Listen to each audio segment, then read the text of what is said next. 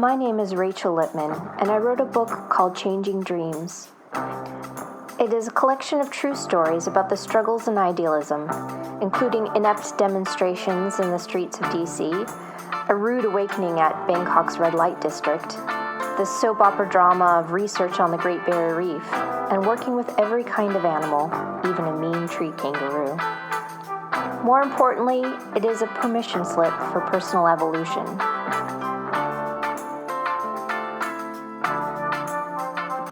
Chapter 4: Idealism. At first, I was awestruck by the Roman-like architecture that was designed to inspire humility in invading forces. Nothing within the center of town was permitted to stand taller than the original buildings, lending the city a deceitful quaintness. Despite the clean white buildings of the National Mall and Capitol Hill, there was a darkness that penetrated the city as poverty and crime competed with gentrification for space among the charming stone neighborhoods. This was the era where war in the Middle East was priority, government was dictated by corrupt businessmen, and protests frequented the D.C. streets, which is of course different from any other era. What I discovered was that the environmental plight was drowned out by general political unrest. I soon learned this was a place to get incensed and passionate, a place to make your voice heard. It oozed with power and cynicism.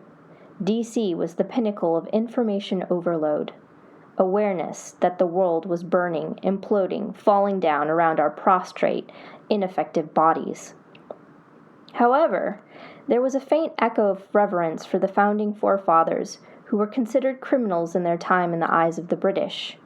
These rebellious men did not trust government and created theirs with so many checks and balances that no single man, however corrupt, could topple the system. There was a certain serenity in that, and the few good people in a city teeming with spiffy lawyers could make a difference, even if just slightly. Well, I felt this way at the time. There were a multitude of issues I could possibly choose to champion. I joined a series of large environmental think tanks campaigning for policy reform on a pittance. I was merely an underling, researching articles, writing opinion editorials, compiling affidavits, and gathering intel on the opposition. I worked on air pollution monitoring to create breathable air around the dirtiest places in the U.S., including D.C. I soon understood too much about the nasty business of wastewater treatment, but an essential element for preventing contamination of waterways in the ocean. I participated in many fisheries issues. The campaigns were aimed at preventing bottom trawling from leveling deep water coral reefs and creating marine protected areas that would improve fisheries resources. These organizations attempted to do amazing feats and all sorts of good work. One day, I came into work to find a native South American tribe in the conference room. A tiny man, who appeared to be a chief, stood in the center. He was scantily clad and donned a headdress of colorful feathers. His face was painted red. A dramatic bone necklace shone across his chest, and a bone protruded through the septum of his nose. I was later told the story by the staff anthropologist that these were people from a tribe who lived deeply secluded in the Amazon. They had been in a long-term battle with the Brazilian government to recover the rights to their native land. Eventually they won, but had remained in conflict with timber and wildlife poachers. They even had to sneak back onto their land to avoid the deadly retaliation of many squatters. During the dangerous nighttime trek and river journey, the tribe lost a child. This left a huge aching hole in their community. The anthropologist discovered that the boy had been rescued by a missionary couple and raised in Texas. That day in the conference room, the tribe was reunited with their lost child, now grown and American. At another time, an ornithologist from Alaska visited our office. He presented to our staff his data and photographic evidence of over 20 years of bird research. It began from the day he noted a rare bird that had taken up residence on an Arctic island. Throughout the years, he explained, individuals of this species of bird increasingly migrated to the island, until one day it was completely populated. Then, the ice started to melt throughout the 2 short decades, receding at an alarming rate. Eventually, the scientist noticed the bird's change in diet from prey it sought from under the glacial ice to active fish in the open waters. Because the species was not evolved for this form of predation, they gradually starved. Then the puffins arrived, creating a compounding competition. Soon, this rare bird population died out without any other refuge in the far reaches of the melting North Pole. The scientist attempted a perfunctory academic report of his data, but his speech would falter with emotion as he spoke of his life's work, recording the extinction of an entire species. He ended with a pleading entreaty. I came all this way to D.C. with the hope that someone would listen. During my time with some of these organizations, I attempted to lobby, but I was terrible at it. The cold, overworked staffers with their hardened, dark-rimmed eyes intimidated me. I couldn't figure out how to reason with them when it seemed they didn't have the time or the energy to care. However, visiting the Hill was quite the adventure. At the time, there were anthrax scares continuously, so the security gauntlet rivaled that at airports after 9/11. Once I had been x-rayed and frisked multiple times, I went to the congressional offices I wanted to meet with. If one ever felt inclined to know what a politician is like, visit their office. One dirty old politician had hand-picked sorority graduates from his alma mater, so his office resembled a Miss America pageant. Most politicians had a trophy wall, with the respective politician pictured with various powerful famous people. These offices were mostly dominated with slick, nicely dressed young men who emanated the scent of Ivy League. I mean, there were some friendly offices, and one that sticks out in my head was Homey with their kids' drawings decorating the walls. I will not name any names, but I eventually voted for them as a presidential candidate. Briefly, I worked for a horrible organization, which will also remain nameless. Everyone I met was sour and miserable and treated their interns like vermin. My first day, before I sufficiently introduced myself, the secretary, with a devious smile, turned on her speakerphone. My new boss was audible on the other end, ranting about what she didn't like about me. I had yet to encounter a toxic environment such as this one. I was soon overloaded with an impossible amount of work to ensure my imminent failure. One such task was to create a database of all the philanthropists, such as billionaires, princes, musicians, actors. You know, Paul McCartney, Bono, Leonardo DiCaprio. I was threatened with certain death not to use any of these numbers. A mischievous side to me was tempted to slip one of the numbers into my back pocket out of spite. Except I didn't know what I was ever going to say if I should reach someone. Hi, you don't know me, but you rock. Instead, after 2 torturous weeks, I told my boss, I don't deserve your daily insults and unprofessional behavior. I'm not coming back. This was a huge revolution for me. I never knew I could just up and quit a job, especially one highly coveted. After graduation, I joined the Natural Resources Defense Council, famous for its work in climate change. At first, I was not that respected and performed mainly secretarial work. I was shunted to all the tedious tasks nobody wanted, one of which was setting up meetings with the most right-wing, crusty old senators from the Bible Belt. These men are often quite nasty towards those they perceive as greeny, hippie, tree-hugging types. Quite fortuitously, I had an insidious cold that week, the kind of chest infection that makes one's voice husky and low. I also couldn't breathe properly. I should have earned a fortune working for a sex line. During each call, the man on the other end of the phone was enticed by the black and white image of a sultry, buxom blonde, elegantly puffing a cigarette through a long holder. I was instantly granted an audience with each of the senators. Except, at the end of the exchange, the staffer was audibly disappointed that it was not me, but my middle-aged male boss who was to attend the meeting. The lobbying team seemed impressed with my success, which they apparently hadn't had up to that point. When they pressed me for my technique, I just shrugged and dabbed my red nose. I don't know. And of course, to be a proper activist, one must partake in a protest. There was one that I helped organize in front of the White House. We hoped to bring media coverage to a governmental climate report that had been fudged by the executive office.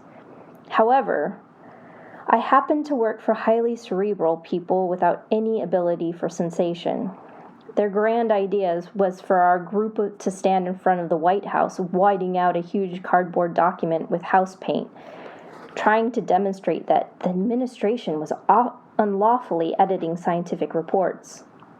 At first, the Secret Service seemed to be on high alert, even visible from the top of the house, and other White House guards visited our display to investigate our potential to commit whatever it is they worry about. They soon realized we were harmless geeks. In fact, we were quite useless. Only 2 people gathered behind our protest, mostly to figure out what we were doing. These stragglers quickly lost interest. Only 1 invited journalist showed up, and the demonstration was a complete bust. Eventually, the officials did tell us to move along because we were getting messy white paint all over the sidewalk. We obliged them immediately, without any resistance, which of course obliterated my mirage of being an activist altogether. Upon moving to Washington, D.C., when I first witnessed protests in the streets, I felt like there was hope for the world. I thought perhaps the great causes of the 60s that I'd heard so much about were alive and beating with an impassioned heart. But then they became a daily occurrence on my way to the grocery store, commute to work, or my weekend stroll through the park. These protests would build in proportion and constantly block traffic. Each group tried to gain attention for their own issue by capitalizing on this ever-growing fray. This part of the regular parade was protesting eating animals. This one over here was screaming about female rights. This section was against the war. That one was trying to plead for gay rights. And that one was waving an American or maybe a Confederate flag to mean whatever they thought it symbolized. Upon closer inspection, I realized that the cacophony was so loud, with everyone striving to be heard, that no one was even bothering to listen. There was never any unity or clear message, which meant that all they contributed to the chosen issue and the general atmosphere was a sense of anger and hatred. I watched as my political genius bosses bashed themselves against bureaucratic buttresses, endeavoring to pass some sort of climate change legislation. They were ruthless in their fight and were often as cutthroat as the politicians they were battling. At one point, we were close to passing a bill, one that even had bipartisan support. Except, in the many political deals, a politician attached nuclear energy onto the bill. It was most likely to log roll alternative energy under the guise of reducing carbon emissions. This caused a mass exodus of all environmental organizations, and the bill tanked. Perhaps this was the true intention for the political tactic. Several years later, there remained no legislation for carbon. As a mere assistant who found my niche digging up any information my bosses desired, I soon felt my enthusiasm waver. I went from interpreting scientific reports to unveiling political funds of shady congressmen. I was nicknamed the muckraker, which is entirely against my nature. I participated in inexorable lawsuits, campaigns, and protests that left me exhausted and disgruntled. Even social situations seemed to be laced with political agendas. It was not uncommon from a date to ask me what my party affiliation was during the initial getting to know you part of the courting process, then proceed to look bored or combative if I chose the wrong response. If I went out to happy hour gatherings, the conversation revolved around which politician was doing what and what kind of strategy was needed to circumvent this or that. When I went to parties, there was an underlying expectation that this was a networking opportunity. Whenever a stranger approached, they did so with an insincere smile plastered upon their face, while smoothly offering a card with a fancy title. The chit-chat would be tainted with impressive names, and then this person would ask in return, what did I do, and who did I know? I always failed at this litmus test because when I would answer honestly, I'm a research assistant at NRDC, their expression would noticeably fall. Then they would promptly turn around and walk away in haste, presumably to make up for their lost time. I'm sure they were able to salvage that opportunity by meeting someone else across the room who might actually be important. After being called into the boss's office and told as a criticism that I was too nice, I decided that to thrive in the DC environment, I needed to crave the political game, the cat and mouse chase of it. At this point, I decided this life just wasn't for me. My dreams were being increasingly haunted by visions of swimming through coral reefs. My desk work on issues pertaining to climate change was piquing my curiosity about coral bleaching. I began visualizing myself as a venturesome biologist, doing hands-on fieldwork and meeting people from different cultures. I started coming down with a fevered longing for adventure, an insatiable need to go to the far reaches of the globe. I began searching for graduate programs in marine biology, finding schools in California, Florida, and Texas that had fieldwork in interesting tropical locations and experts in coral reef biology. An idea struck me. Why not go directly to a place with access to the reef? I could live abroad again. One afternoon, I collapsed in a heap from a boring and tiring day at the office. I dozed off on the couch, only to dream of a Native American man singing and drumming. The noise grew increasingly until the sound thrummed through my skull so loudly it was almost deafening and painful. Suddenly, it felt like someone had thumped me square in the forehead like my uncle used to do when he wanted to knock sense into me. I woke up with a start. I sat up, reached for the graduate school application that had been lying on my kitchen table for several weeks. I mustered my courage and set an intention to go to the biggest reef I could find, the Great Barrier Reef. That very moment, I filled out the paper and sent off my application for the marine biology program at James Cook University. Within 2 months, I was on my way to tropical Queensland, Australia.